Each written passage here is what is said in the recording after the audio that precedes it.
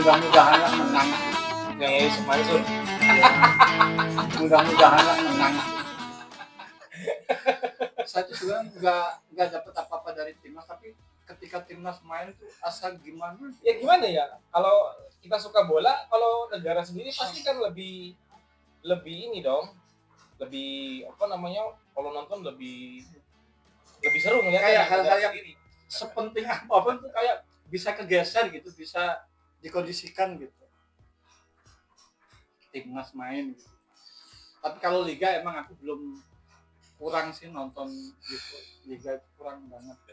Deja sebagai pengamat timnas senior Senior. enggak, maksudnya lingkup ini kan komplek kan nomor 1 lah saya lihat mah Pak Deja mah. Pertengahan kayak gini ganti pelatih itu bagus gitu. Kemarin tuh berkembang, sekarang tuh menuju ke benar-benar perang teknis gitu. Betul.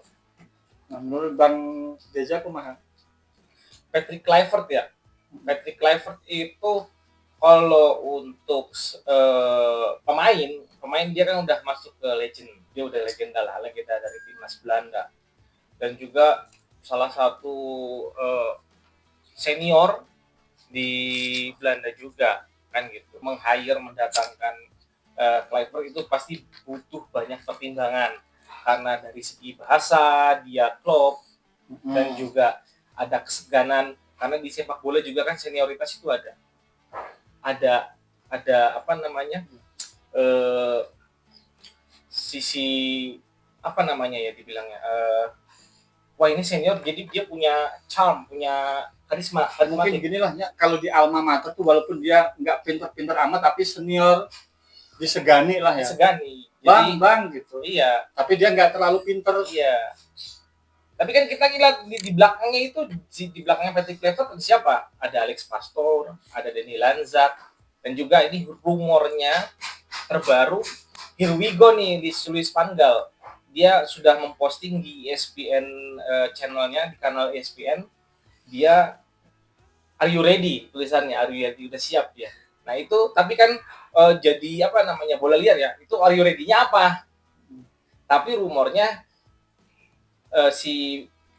siapa namanya Luis van Gaal mau jadi direktur teknis Indonesia yang sudah digadang-gadang dari dulu kan gitu. Isu dan rumornya ya. Karena kalau yang pasti nanti kalau misalkan Fabrizio Romano udah bilang here we go, yes, dan 99% akurat biasanya kalau Fabrizio Romano kan kayak gitu. Tapi Patrick Kluivert itu teh benar-benar dulu mainnya bagus enggak sih? Dia sebagai striker ya udah bagus. Dia kan udah pernah main di Barcelona. Barcelona juga kan dia legend. Salah satu striker Belanda yang sudah menang Liga Champions juga bersama Barcelona kan gitu. Jadi kan kita juga cocok juga sih sebenarnya karena kita striker kan kekurangan ya. Kekurangan striker. Dengan adanya si Patrick Kluivert, mungkin ini salah satu apa namanya cara untuk menaikkan si mentalitas striker muda kita ini Indonesia agar lebih tajam karena dia dilatih juga sama si Patrick Kluivert. Kayak kita lihat lah Ramadan Sananta di klubnya gacor banget, kemarin aja dia golin. Ya yang di Liga 1 ya. Iya. Tapi kenapa di timnas yang jungkir balik dia? Iya, kenapa di timnas tidak dipasang sama Sintayong? Itu kan pasti ada namanya kebutuhan khusus juga ya dari si pelatih Sintayong. Kita nggak bilang Sintayong jelek, dia punya ini juga, punya alasan pastinya kenapa sering tidak dipakai. Padahal striker ada Ramadan Sananta yang selalu ngegolin di timnya. Yang terakhir dipakai tuh di Persis Solo. Bukan Ramadan Sananta yang dipakai Sintayong terakhir ya, yang lokalnya ya. Iya, Hoki Caraka terus kan yang sering dipakai kan Hoki Caraka terus. Tapi sih menurut saya Hoki sama Ramadan sih emang lokal sih ya, tapi kurang bagus sih sebenarnya. Nah ini dia makanya ini kita harus lihat di pertandingan selanjutnya ini kita memang pengen lihat si Ole Romani gimana nih. Ole Romani ini kan dia kan striker. Kadang-kadang bakal jadi penggedor timnas kita nanti nih dia nih nanti diduetkan pasti samanya si Ragnar Ratmangun dan juga atau Rafael Strijk. pasti kan nanti main formasinya juga 3 juga striker biasanya. Nah kalau untuk total football kan itu kan seni dari Belanda ya. Belanda suka banget pakai strategi total football. Tapi kalau menurut saya untuk di timnas Indonesia belum cocok. Siapanya? Untuk ini strategi total football. Total football kan total menyerang, menggempur terus. Kalau untuk di Indonesia kayaknya belum cocok untuk pakai total football. Belum cocok tuh belum waktunya. Belum waktunya. Bukan nggak cocok ya. Ibaratnya ada tim pemain pelatih bagus tapi yang dilatih tuh belum levelnya gitu. Iya. Seni pemain lokal itu sebenarnya butuh juga untuk motivasi sih. Aku juga misalnya biasa aja tapi ketika ayo bagus banyak yang support juga pasti lebih total. Egy Maulana sebenarnya bagus di Dewa United itu dia di 3 pertandingan ini dia punya raport yang ini loh bagus loh positif. Oh ya Egy lama nggak kemarin dia ngegolin di Dewa. Dia waktu lawan Persib juga itu bisa ngobrak-ngabrik Persib juga si Egy. Waktu Egy main juga Fatih Klevet nonton, siapa tahu di Egy dicoba kan. Egy sekarang di klub apa? Dewa ya. Belum abroad ya? Belum. Waktu kemarin dia abroad, tapi di Liga Belgia. Abroad awal tuh malah timnas Indonesia tuh Egy ya? Iya, di Gedang kan dulu waktu itu kan di Gedang. Ramainya di medsos. FC Gedang dulu kan di Belgia. Yang Yusuf Mansur. Ya. Mudah-mudahan lah menang sih. Saya tuh sebenarnya nggak dapat apa-apa dari timnas tapi kayaknya ini menarik nanti nih di pertandingan lawan Australia ini. Justru lawan Australia karena kita tandang, kita berkandang di Australia, kita main ke sana, main di kandang Australia. Ini menarik. Ini kita lihat performanya gimana ketika nanti timnas Indonesia sudah dilatih sama Patrick Kluivert dan kawan-kawan dari Lanzat dan juga Alex Pastoor. Kita lihat Alex Pastoor itu raportnya bagus. Di Liga Belanda sendiri dia sudah puluhan tahun ya megang Liga-Liga Belanda ya. Otomatis dia sudah tahu kultur, terus cara mainnya Liga Belanda seperti apa, dia itu tahu. Makanya ini menarik nanti ketika Alex Pastoor, Denny Lanzat dan juga Patrick Kluivert sudah klop ketemu sama Australia nih pertandingan pertama, ini cocok buat jadi bahan pertimbangan kita. Ini sebenarnya bener nggak sih jalannya si Erick Thohir untuk hire mereka bertiga? Berarti bisa jadi seolah-olah melawan Australia untuk tes kan? Bener-bener tes karena ada pertandingan antara FIFA yang ngadain pertandingan internasional kan? FIFA Matchday. Nggak ada ya? Nggak ada. Ini kita langsung ketemu Australia, nggak ada FIFA Matchday, nggak ada agenda FIFA Matchday. Kita langsung ketemu Australia, bertandang langsung di Australia. Ini makanya menarik banget. Kalau misalkan kita bisa nyuri poin 3 poin apalagi, pede langsung naik. Optimis saya bisa lolos Piala Dunia. Optimis lah. Sisanya kan tinggal 3 lagi. 2 menang di kandang kita sendiri di GBK melawan Bahrain dan juga ketemu sama China. Kalau Jepang ya itu mah seri pun bagus lah, kalau kalah ya sudah lah. Tapi kita udah lolos. Tapi bisa jadi menang sama Jepang juga. Kan pelatih baru, pemain banyak yang baru. Enggak, kalau misalkan lawan Jepang itu rada berat. Karena kenapa? Kita kan meskipun pelatih baru, tapi kan butuh waktu yang sangat lama untuk biar bisa bersinergi. Nggak bisa langsung. Kita harus adaptasi dulu. Makanya saya sih harapkan Australia dulu lah menang lah. Jepang loh, itu dia udah sama si Moriyasu itu dia udah puluhan tahun lah. Jadi dia udah tahu, Moriyasu tuh udah tahu, pemainnya juga udah tahu, pemain mau misalkan si backnya mau ngumpan ke kanan itu mau ngasih ke striker, dia udah tahu strikernya tuh harus diumpannya seperti apa, memanjakannya. Kalau kita kan masih bongkar pasang terus. Kayak oleh Romani pertandingan perdana nanti lawan Australia. Tom Haye belum tahu nih caranya Ole Hmm. Romani enaknya gimana ngumpannya. Meskipun sama-sama pemain profesional ya, tapi kan tetap butuh waktu. Minimal setengah babak bisa lah. Nggak bisa, setengah babak nggak bisa. Di umpan langsung kiri ternyata Tom Haye terbisa. Di umpan kiri terbisa. Oh berarti Tom Haye terbisa kiri. harus butuh waktu yang lama. Setengah babak kan bisa. Lain-lain, maksudnya obrolannya teh nggak usah terlalu jauh. Hipotesis ke ranah itu dulu. Nah, tapi kan yang tidak dilupakan juga kan inilah apa namanya perannya Sintayong lah. Yang kayak saya pribadi lah ya.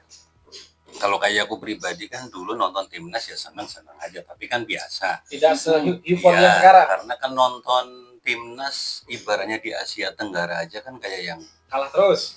sulit lah ya, maksudnya kita ngelawan Thailand tuh kayak ngelawan apa kayak gitu kan. Singapura Malaysia aja belum tentu menang, apalagi lawan Thailand gitu. Senang tapi optimisnya tuh kurang gitu. Nah, maksudnya kalau kita bisa flashback kayak gitu kan. Iya. Flashback itu kan yang membuat trigger ini yang tadinya kita tidak expect sama sekali lah, nggak tahu kapan kita masuk Piala Dunia kan, dengan cara apa kan masuk Piala Dunia. Nah, dengan adanya Sintayong kemarin, terus kayak kita pas nonton kemarin loh, Piala apa namanya? Piala Asia yang U23. Nah, itu kan apa namanya? Ngelihat permainannya, kita bisa melawan apa namanya tim-tim dari Timur Tengah, terus kita bisa menang kayak gitu kan. Nah di situ kan baru ada trigger itu kan. Iya. Puncaknya yang lawan Korea Selatan sendiri ya. Bukan. Iya. Iya, yang lawan inilah yang menarik banget, menangnya bisa banyak lawan 3-0 Filipina sama Jordan. Ya. Jordan yang 4-1 apa ya? Oh di U23 ini U23. Iya, nah kan dari situ dulu. Pertama kita euforia, seneng banget nonton itu, walaupun awalnya memang ya seneng-seneng aja, cuman kan apa ya, nonton banyak kalahnya kan rada hoream juga. Ya bisa jadi kata mah gini, karena Sintayong, jadi ketika saya sekarang nonton timnas tuh ambisi menang tuh menang. Ya, ini agak pede. Ya sampai kayak situ kan ngomong apa namanya, siapa tahu nanti kalau kita bisa lolos ke Washington DC atau gimana. Aduh, aku mau nonton ke sana ayo. Nabung kan bisa backpackeran gitu ke sana, yang penting ada tiket pesawat ke sana kayak gitu.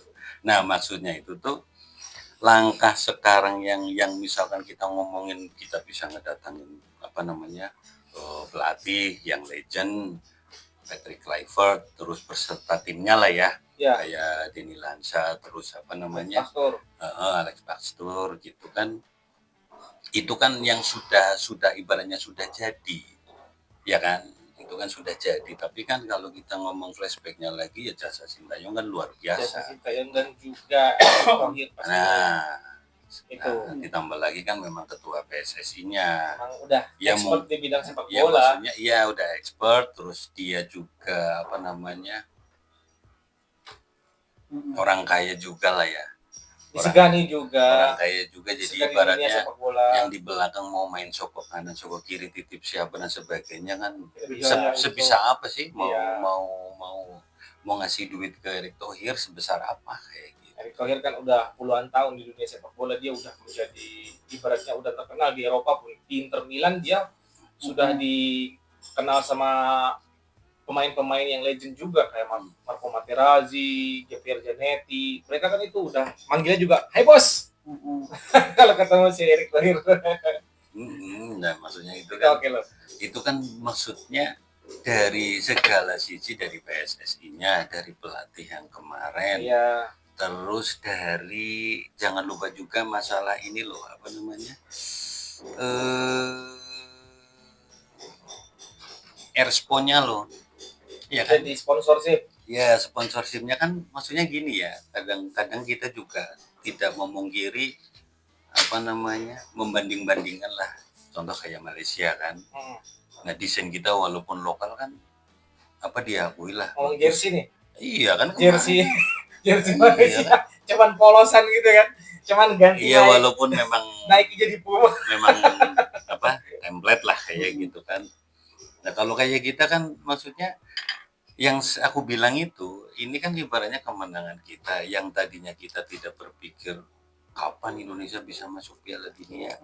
Ya momennya kan tepat, kuota ditambah dari 32 jadi 48, ya kan? Ya, kayak waktu itu kenapa yang kita biasa main pakai jersey merah, kalau enggak waktu dulu apa namanya putih ada Ya, hijaunya sempat. dan sebagainya. Tapi kan kemarin kita pakai yang jersey putih juga ngaruh kan, pemain kita kayak yang jadi kelihatan besar-besar dan yang lain-lain lah. Nah itu kan maksudnya dari PSSI-nya, dari pelatihnya, dari jersey-nya juga ngedukung, terus dari ini apa namanya naturalisasinya kayak gitu kan. Nah maksudnya sebelum kita jauh, kenapa pencapaian yang hari ini ya memang kan kita kan maksudnya cukup lama tidak ngobrol bola lah ya, dari November terakhir kan kita ngelawan Arab, dan itu yang kontroversi lah ya, kita bisa menang 2-0 kan, itu kontroversi kan. Nah itu kan maksudnya apa ya, yang tadinya kita lawan Cina yang tadinya expect menang kalah, ya kan. Bahrain udah menang detik terakhir jadi seri, lawan Jepang 4-0. Nah itu kan sudah apa namanya ya, sudah pesimis lah ya. Tapi dengan kemenangan kemarin kita lawan Arab kan, itu kita jadi apa namanya naik lagi. Cuman kan kita libur mau ngobrolin bola ya kelamaan, sudah ketutup sama apa viralnya Agus. Viralnya Agus. Terus viralnya ini apa namanya kemarin pagar laut, viralnya kelangkaan gas. Terus viral apa lagi? Nah itu kan jadi mau ngobrol bola teh, aduh masih lama. Terus kita mau apa namanya ngikutin beritanya bagaimana juga rada-rada hoream kan. Ya sekarang kan udah deket lah ya, kita sudah bisa mulai ngikutin lagi ya, kayak tadi yang di apa obrolin sama Deja kayak gitu. Ditambah lagi kan kayak kemarin loh yang belum disampaikan loh, kayak tim pelatih kan kemarin nonton pertandingan yang Persija sama mana itu, Persija lawan kemarin itu Persija lawan mana ya, lupa Persija lawan mana. Terus yang terakhir yang kunjungan ini apa namanya, kunjungan tim pelatih juga ke mana, Dewa United. Terus pelatih berkunjung ke yang junior juga ya di Jerman. Di mana? Yang lagi terlihatlah sekarang tim kepelatihan juga nggak pasif, dia agresif juga melihat dari bawah sampai ke atas sampai ke Liga 1 juga dia udah belusukan, udah lihat bagaimana prospek nanti ke depannya ini yang mau dibawa tim lokal, bukan tim lokal, apa namanya, ya lokal ya dibilang ya, yang dari Liga 1 ini yang akan dibawa main ke timnas itu yang cocok sama Patrick Kluivert dan kawan-kawan itu siapa gitu kan.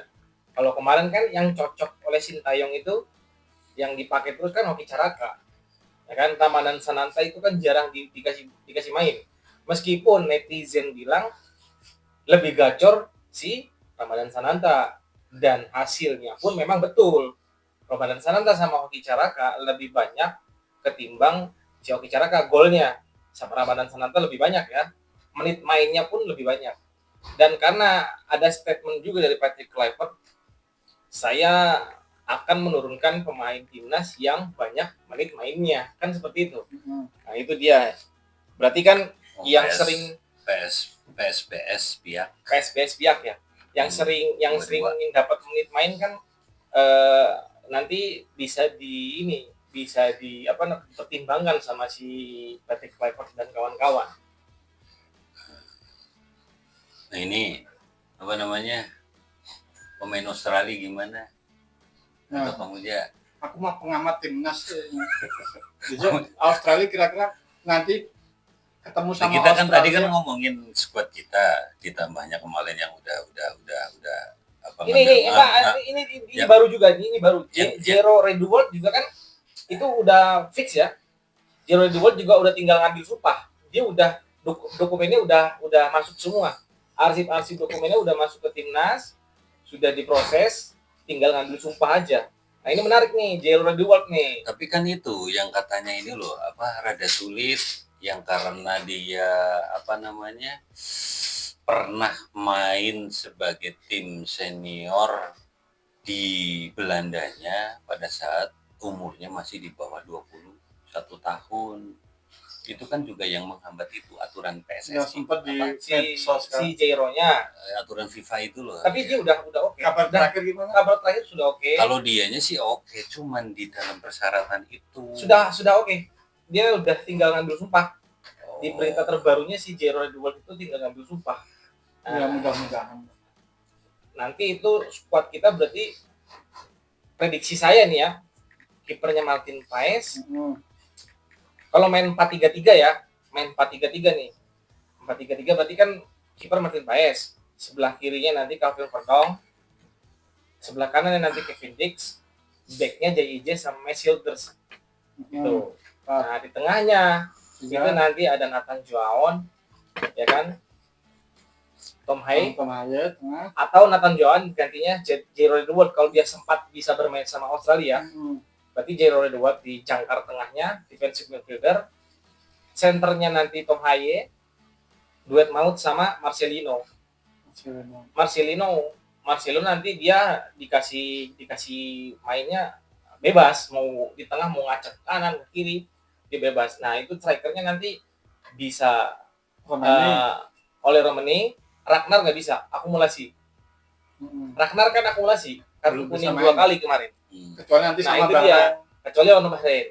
Nah itu dia nanti bisa Rafael Strike atau bisa Ramanan Sananta dan juga Egy Maulana Fikri yang biasanya yang gitu kan nanti kan yang gitu. Nah itulah yang lokalnya paling itu. Karena si Ragnar kan nggak bisa. Kalau ada Ragnar pasti. Oleh Romani nanti dia striker paling depan. Iya. Atau dia digeser ke kanan kalau Ramadan Sananta yang main. Tapi terbalik kalau Egy Maulana Fikri yang main, si Oleh Romani yang di tengah, striker depan. Sayap kanannya si Egy, sayap kirinya Rafael Strike. Kayak gitu. Untuk skuad Indonesia lawan Australia. Tapi kalau skuad Australia gimana? Nah, kita kan hanya baru Nggak usah ngomongin. Iya, maksudnya gini. Australia itu semua Karena pemainnya gini, kan tadi bilang yang namanya pelatih, oke, ya kan, legend sudah ngelatih juga. Terus belum apa namanya asisten pelatihnya kan. Pelatih udah nggak usah diomongin lagi itu udah. Gitu kan. Udah. Tapi kan tetap kayak tadi kita ngobrol Jepang bagaimana. Secara kualitas pemain kan kalau kata pengamat kan memang di atas rata-rata Indonesia semua. Tapi kalau kayak Australia kan masih sama. Bahrain ya sama-sama aja gitu kan. Bahrain nggak ada yang justru Bahrain malah nggak ada yang ini kalau kata saya. Nah cuman kan kayak tadi Kemarin karena tadi lihat ini apa namanya berita kan katanya pemain Australia juga kan ada yang cedera. Gitu. Nah yang cedera itu memang pemain yang memang apa namanya penting kayak gitu di Australia sendiri atau bagaimana? cederanya kan kita juga nggak tahu apa. Ya nanti Maret bisa main apa enggak kan nggak tahu. Berarti kita itu hanya optimis tapi tidak membaca musuh ya. Makanya kadang tuh kita optimis ternyata teman lebih optimis. Contoh yang kasus kayak inilah kita melawan Cina kan harusnya kita menang. Ya buktinya setelah pergantian pemain di babak kedua kita kan menguasai permainan.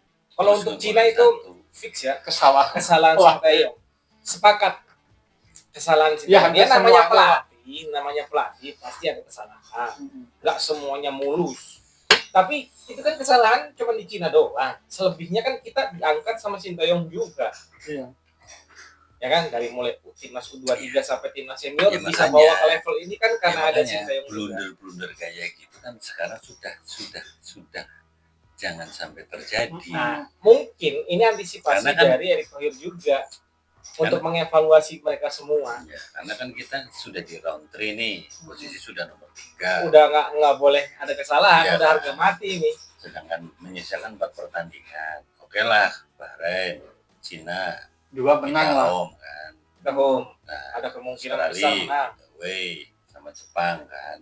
Ya kalau misalkan gini kemungkinan kita besar menang terus nanti ada blunder-blunder kayak kemarin lagi. Mahal. Kalau sama Australia menang, Bahrain menang, Cina menang, Ya lolos. nambah 9. Udah lolos, peringkat Lolos. 2. Lolos. Kalau cuma nambah 6 poin, Bahrain dari Bahrain sama Cina, Lihat Arab sama Australia nanti. Pertandingan Arab sama Australia. Ya itu lihat gitu. Maksudnya kita tidak hanya bisa melihat kita menang atau kalah, tapi kan melihat yang lain juga. Iya, Arab Karena sama pertandingan yang lain misalkan hasilnya seri juga kan menentukan banget. Australia. Iya. Contoh kayak kita 3 kali seri, ya kan? 3 kali seri nih. Tapi kan nggak ngangkat secara poin. Menang sekali aja sekarang jadi ngangkat. ngangkat kan. Kayak Cina awalnya paling hancur-hancuran kan di bawah kalah. Menang sama kita langsung ngangkat kan. Ya walaupun sekarang di bawah lagi, tapi kan secara poin kan sama. Tapi saya pribadi optimis kita lolos ke Piala Dunia dengan Ya itu hitung-hitungannya misalkan. Hitungannya. Cina sudah tidak lawan Jepang, udah selesai. selesai kita ya. Dia masih punya home 2. Dia home dengan mana? Bahrain apa ya? Dia home dengan Bahrain, dia home dengan Australia. Nah, itu menang atau tidak? Yang paling berat sebenarnya Bahrain. Bahrain kan home tinggal lawan ini, apa namanya? Arab saja. Dia ngelawan Cina, weh. Iya. Ngelawan kita, weh. Ngelawan Jepang, Oh, weh. Iya kan? Lawan Jepang, weh. bisa jadi Cina 3-3-nya kalah, bisa jadi ya. Ya enggak, Bahrain bisa jadi. Bahrain 3-3-nya kalah, bisa jadi. Ya kalau 3-3-nya kalah ya jangan. Kalau bisa lawan Cina ya seri aja. Tapi ngelawan Arab kalah. Ya jangan juga seri weh gitu ngelawan Jepang kalah. Kalau kita main, Pokoknya Setiap yang lawan Jepang yang lawan Jepang harus kalah. ada poin. Tapi yang lawan yang lain-lain ya seri weh gitu. Yang kita yang menang gitu. Kalau kita main menang, tapi mereka sama mereka pesaing ini seri. Gitu. Jangan sampai ada yang kalah karena satu menjadi Iya. Karena kan ya, antara selisih seri dengan menang kan jauh poinnya. Contoh kayak kita sama Australia, padahal kan tidak cuma 1 poin, tapi kan kayak yang gimana gitu beda 1 poin. Dan walaupun dengan yang lain-lain itu sama poinnya, tapi kan kita di posisi ketiga kan rasanya juga beda. Walaupun secara poin sama. Bahrain sama Jepang kalah, baiklah. Bahrain sama Cina seri. Ya, Amin. sama Arab. Bahrain sama Arab seri. Nah, gitu iya. Terus iya berarti Ya kalau sebenarnya kuncinya kalau kita menang lawan Australia, kita kan langsung runner up nih, langsung. udah jaga itu. Nah itu udah tinggal. Makanya saya bilang ini momentum kita nanti ketemu Australia, mengetes semuanya ya, ngetes si tim ofisialnya, seperti pelatihnya. Kalau kita menang, itu yang namanya moral kita angkat semua. Ketika kita bermain di GBK, kalau kita lawan Australia tandang aja kita menang, itu moralitas pasti naik semua pemain. Ya. Apalagi Bahrain main di GBK nanti. Ini kan yang berbahaya kan bukan Cina. Kalau GBK apa di JIS? di GBK, kalau di JIS kayaknya nggak mungkin. Di GBK. Tapi kan kalau nggak salah ada permintaan dari Patrick Kluivert-nya pengen Main di JIS. Karena melihat JIS kemarin. Karena kan JIS tidak ada lebih ada peran apa itu? running tempat ininya, Oh, ya. tempat lari, Iya. tempat Eropa larinya. banget lah khusus bola gitu.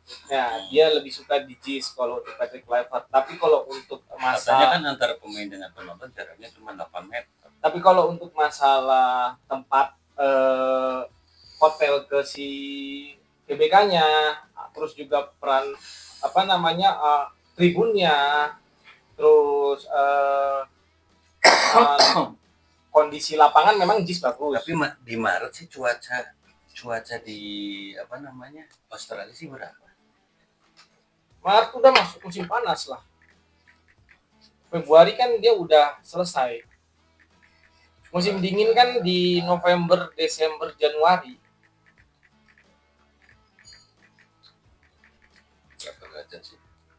Justru kita harus main di musim dingin. Iya, pemain kita dingin. Pemain semua, kita kan? biasa main dingin. Iya, makanya kalau pemain kita kan kebetulan gini, Biasa di tempat dingin dia. mereka biasa di tempat dingin. Nah, Untung kita sudah tidak ada permainan di Timur Tengah. Australia pun pemain dingin juga sama. Ya, maksudnya gini. Oke, kita kan sama. Ibaratnya pemain Tubuh, foto subuh, cuaca dan cuaca sebagainya sama. Nanti juga UE kita sama Jepang sama. Nah, tinggal kita kondisikan di GPK aja pemain kita itu benar-benar sudah apa namanya adaptasi lah dengan kondisi di GPK gitu, kondisi di Indonesia. Ya itu karena orang Cina kan ngos-ngosan juga kalau mau main di GPK kan.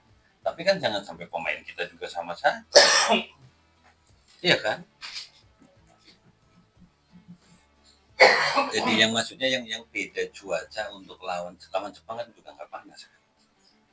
Kalau Cina, negara Cina negaranya panas enggak dingin? Dingin lah. Dingin. Jepang, Cina tuh dingin.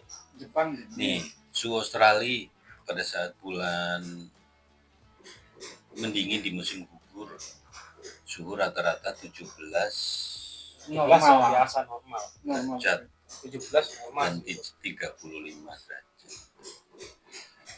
17 sampai 35 normal. Ya, segitu. Mereka biasa main di Jepang, 3-4 derajat. kita sama Jepang Juni ya.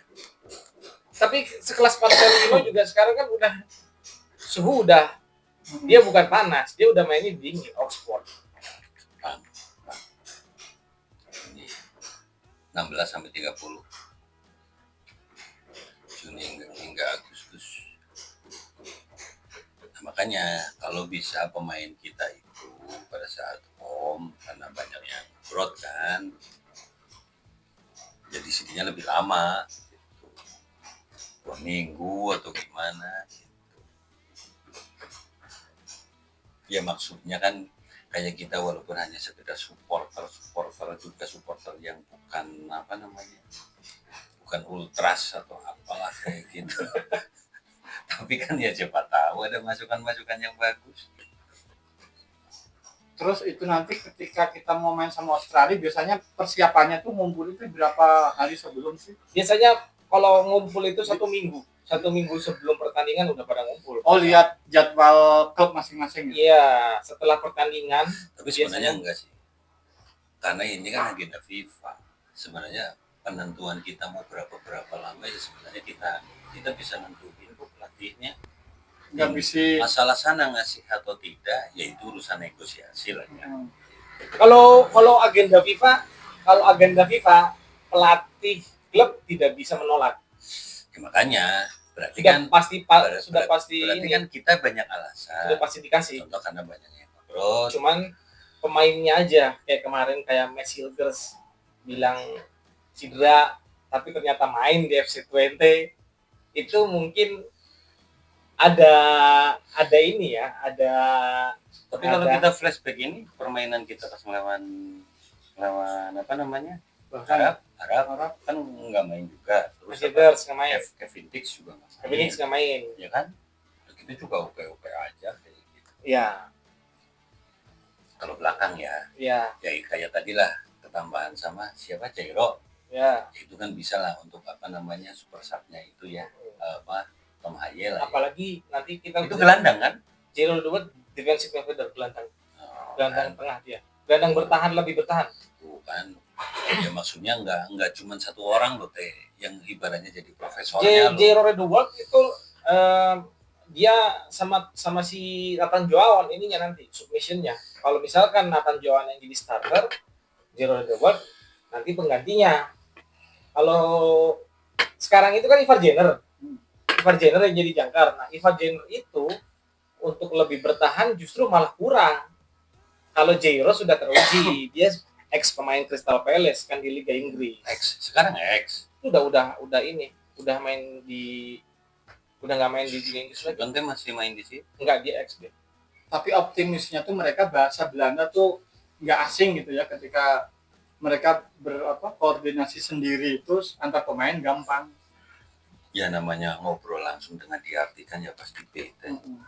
Makanya ini kan bahasa nanti kan jadi sama. Bisa bahasa Belanda juga, bahasa Inggris. Tapi yang dipakai kan bahasa Inggris. Kalau dulu itu kan pakai translator. Mungkin agak terhambat di situ. Kekurangannya Sintayong ya, kekurangan ya. Tapi tidak berarti Sintayong jelek. Ini hanya kekurangan dari bahasa komunikasi aja. Tapi memang penting untuk sepak bola. Karena ketika nanti di lapangan kan Ya harus berburu. nggak mungkin pakai translator. Ngomong, lu nggak bisa, harus langsung sampai. Ya mungkin aja, cuman kan namanya pressing dari yang bersangkutan langsung dengan translator kan. Ya, makanya ini kita lihat, ini menarik nih. Uji cobanya justru kita mau lihat kualitas Indonesia naik itu ketika lawan Australia, bertandang di Australia. Makanya ini di sini. Kalau kita sampai dapat poin 3, saya yakin ini, saya optimis bisa lolos Piala Dunia 2026. Apalagi ditambah dengan striker tambahan oleh Romani, kita lihat defensive midfielder si Jairo Ridwell, ya kan? Max Hilgers sudah bisa main, Kevin Dix sudah bisa main, meskipun striker kita berkurang satu ya, Ragnar Ratmangun ya. Yang disayangkannya Ragnar Ratmangunnya kena kartu kuning 2 kali pertandingan kan, jadi akumulasi. Nanti ketika lawan Australia nggak bisa main dia. Ya strikernya paling Rafael Strike ataupun Egy Maulana dan juga Ramadan Sananta, pilihannya itu. Atau Malik Rizaldi. Malik Rizaldi juga digadang-gadang diambil nanti. Dibawa juga dia Malik Rizaldi. Hoki malah nggak tahu nih. Hoki dibawa atau enggak. Tapi Rafael Strike juga tipis kok kalau dapat bola. Cuman kalau bawa bola itu yang kadang kalah. Kalau dapat bola mah ya inilah rada menakutkan kalau didapat. Ya. Di Brisbane Boar-nya juga dia kan lumayan. Kemarin baru golin kan. Waktu udah pernah ngegolin dia gitu. Nah, ini kita lihat nih si Ole Romani sama Marcelino Ferdinand, karena satu tim. Dia sudah sering ketemu. Oh, iya. Sudah sering ngobrol. Kita lihat nih. Satu tim. Sama-sama di Oxford. Cuman memang yang sering dimainkan kan si Ole Romani.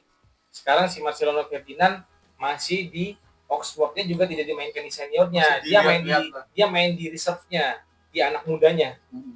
Yongnya Yong Oxford. Masih belum dimainin di seniornya. Kalau si Ole Romani dikasih menit main di 67, saya lihat kemarin. Menit 67 diganti Ole Romani udah lumayan lah. Udah dapat menit bermain meskipun baru 20 menit, 30 menit di babak kedua. Karena anak baru ya. Di stadion mana sih kalau di Australia? Nggak tahu ya. Di Stadion Australia. Oh, Allianz. Allianz di mana? Melbourne? Sydney.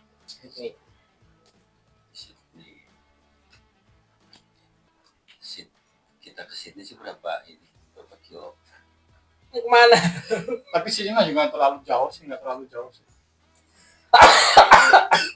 Ke Sydney 4 jam, 5 jam. Siapa tahu. Cek tiket kalau emang 3 juta PP aja. udah nggak sempet 3 juta PP kan berani. udah nggak sempet. Kecuali 10-20 juta PP. Indonesia. Sydney. 4 jam. Nah, bentar. yang 4 jam kan. Bentar lah. Mau ke Australia. Naik motor. Jalan kaki. Pengen sih main lihat ke sana gitu. Kan nggak pakai visa kan? Pakailah ke Australia. Australia pakai ya. Kalau Asia Tenggara baru enggak. Ke Thailand, Vietnam, Filipina baru enggak. Laos. Di jalan kayak ini siapa? Yang ke Makassar. Hendy. sekarang udah nyampe ini mana Thailand. Sampai Thailand sekarang ya.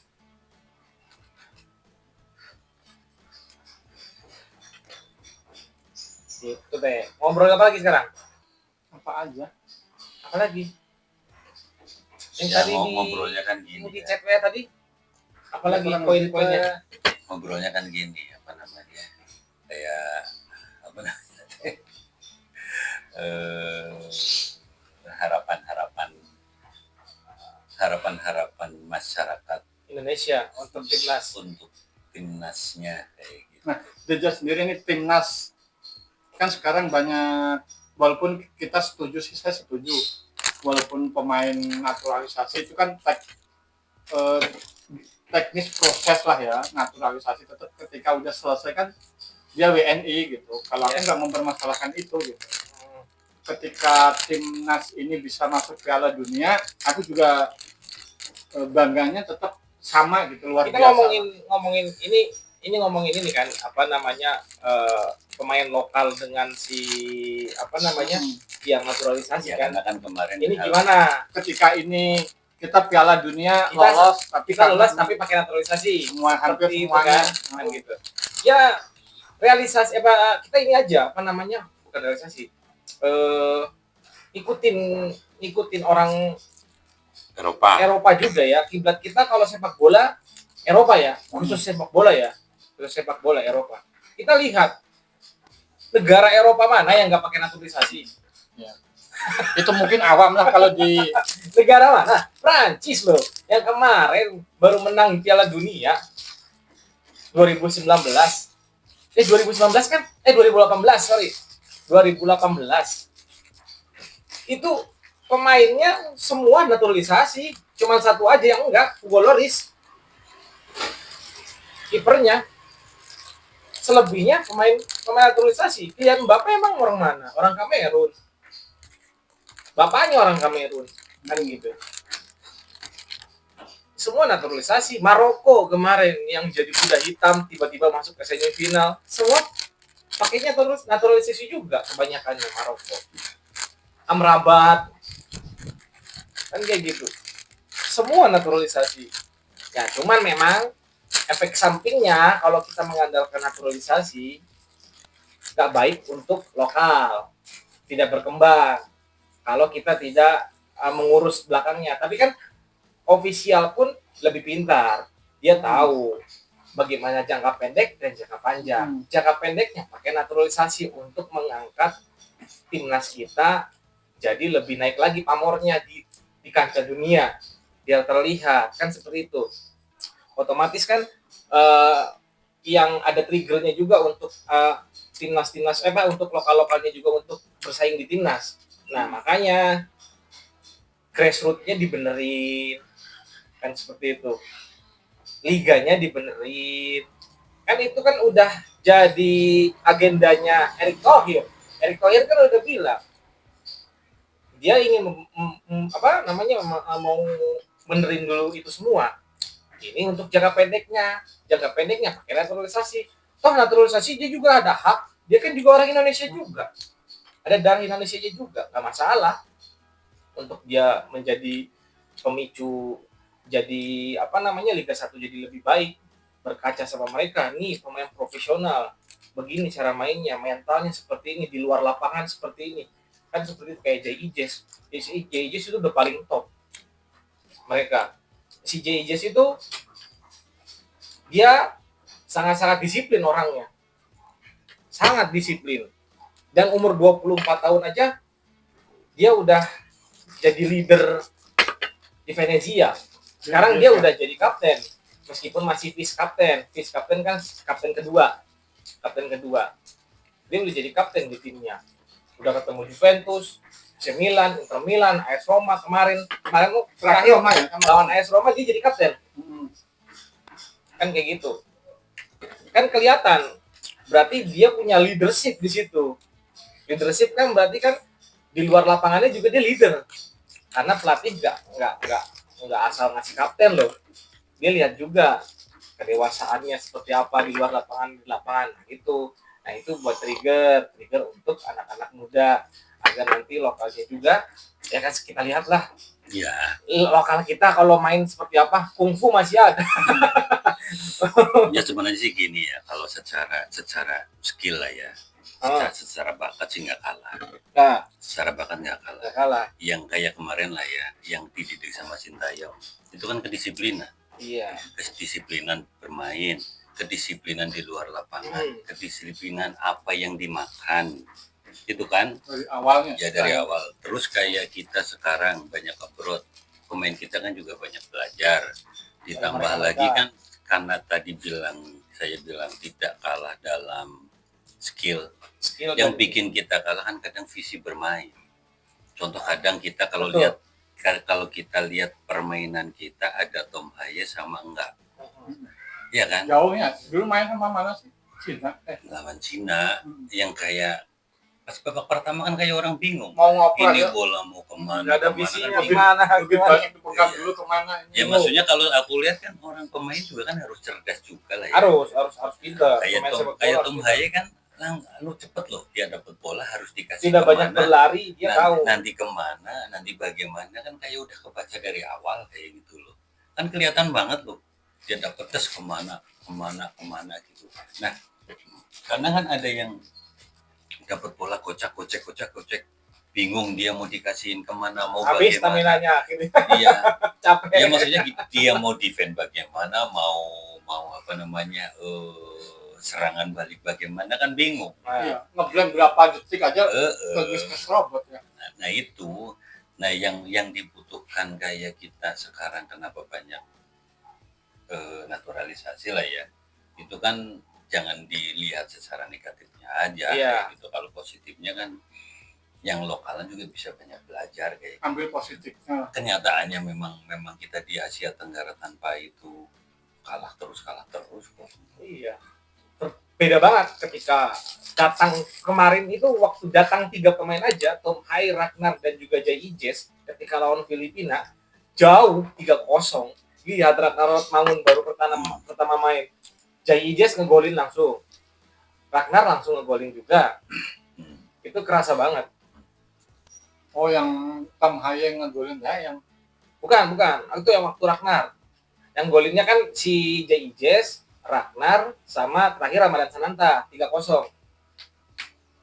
Waktu di round 2 mau masuk ke round 3, kita harus menang itu lawan Filipina.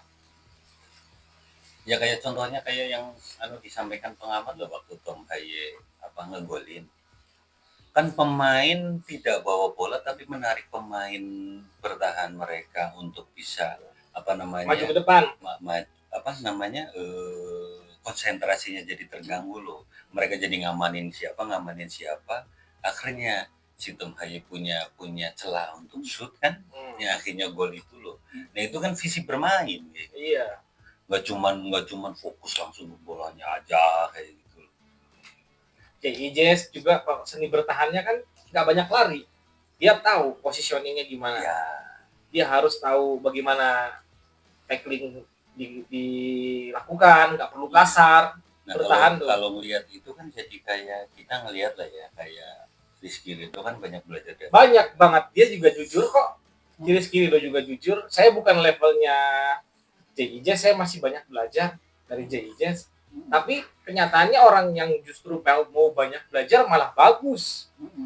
Itu kan berarti tidak kalah dalam skill, cuman kalah skill, mental sama kalah si Rizky Ridho mentalnya nggak kalah, berarti kan dia malah datangnya awalnya mentalnya kalah. Maksudnya dalam arti gini, waktu dia diwawancara sama si siapa yang di Sport 77 itu loh, sama masih kalah, kata dia bilang masih jauh, dia bilang gitu. Iya maksudnya gini, waduh ini pemain ini sudah main di mana, saya gini kan, saya cuman main di Liga 1 gitu. Dia kan ada mental di situ. Tapi kan setelah dia bermain kan nggak kalah. Iya.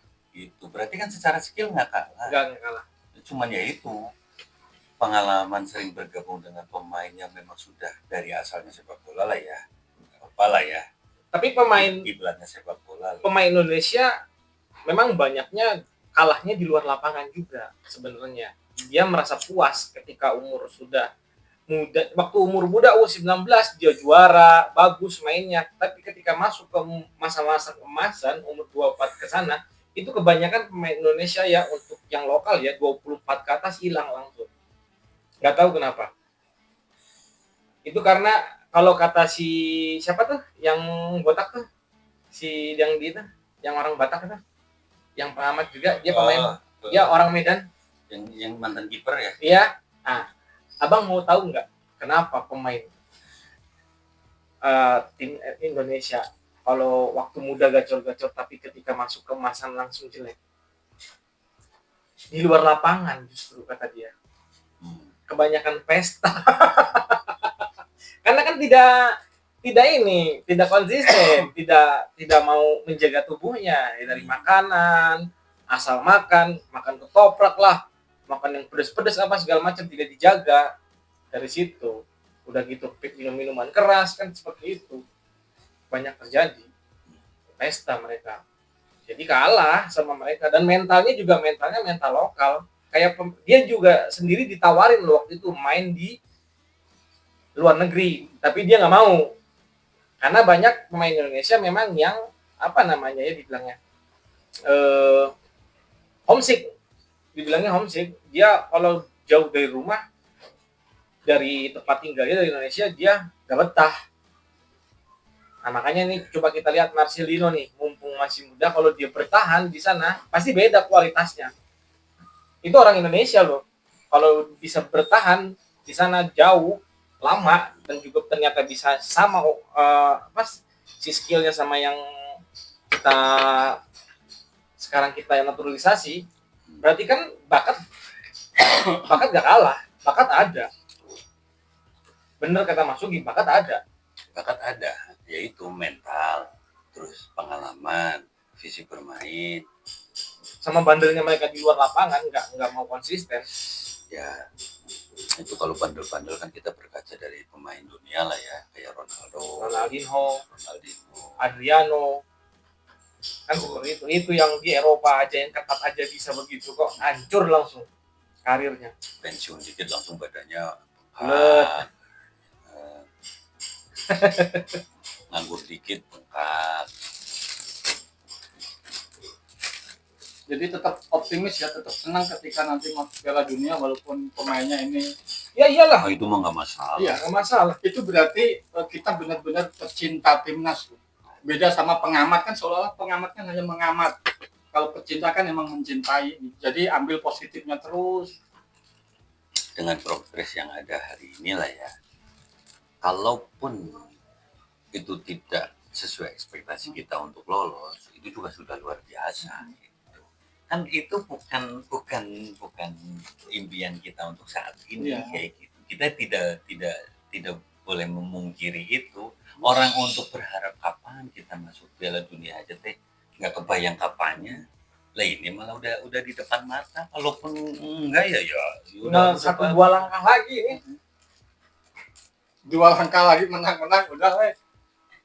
Ya menang 3 kali ya. 3 kali loh. Iya kan itu luar biasa kan.